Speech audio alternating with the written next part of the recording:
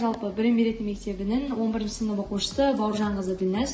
Осы Сәкен Сейфуллин кітапханасының тұрақты оқырманы ретінде және де Арай клубының мүшесі ретінде осы жылға оқыған кітаптардың ішінен ең ерекшесі және де жүрегімнің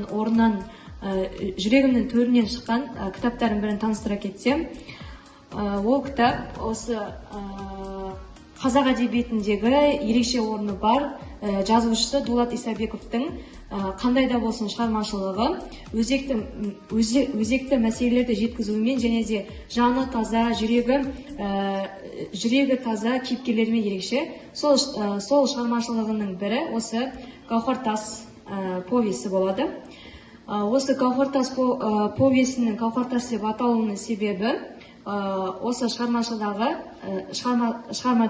ең басты кейіпкер Салтанаттың Гауһартас әнін айтқанында.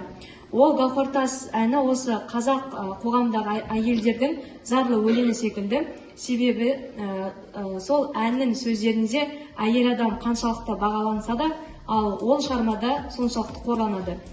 Сол жылдардағы қазақтың қоғамдағы әйелдердің жаңағындай қадір қасиетінің болмағандығы, әйел теңсіздігі орын алғандығы осы Дулат Исабеков осы шығармасында айта кеткен болатын. Және де осы шығармадан қандай ой түюге болады? Жалпы, менің ойымша, әрбір адам қандай да болсын, ол өзінің бақытын қадірлеуі керек.